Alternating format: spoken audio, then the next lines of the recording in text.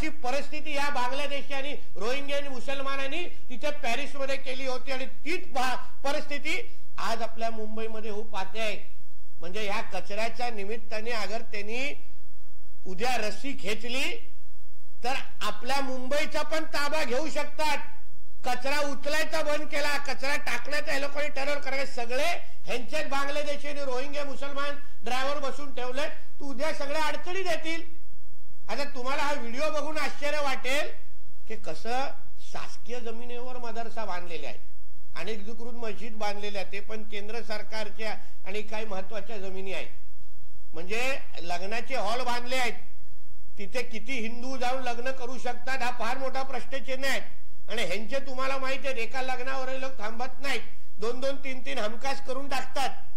म्हणून या सगळ्या गोष्टी मध्ये हिंदू कुठे आहे? हिरवे रंग द्यायचे आणि हा आमचा मोहल्ला आहे, इथे हिंदूंना परवानगी नाही असं बोलायचं आणि हिंदूंना तिथे उभं राहण्याची पण हिंमत द्यायची नाही। मग असं अगर मुंबईचं इस्लामीकरण अगर मोठ्या प्रमाणामध्ये होत राहिलं तर मग आपण हिंदू म्हणून कुठे? याचा प्रश्न मुंबईकरांनी स्वतःला विचारायलाच लागेल। आपण एका टाइम बॉम्बवर उभे आहोत। आता टाइम बॉम्बवर, हा टाइम बॉम्ब अगर योग्य वेळी अगर आपण बंद केला नाही तर आपल्याच शहरामध्ये एक दिवस अगर हे लोकांनी आपल्यालाच विचारलं कि बाबा तेरे को इधर रहना है तो इधर से निकल जा, वरना तेरे को इधर तेरा धर्मांतर करना है, करके अगर करना है तो ही तू मुंबई में रह सकता है, असं अगर आपल्याला बोलायला सुरू केलं तर आपल्याला कोणाकडेही जायला जागा राहणार नाही।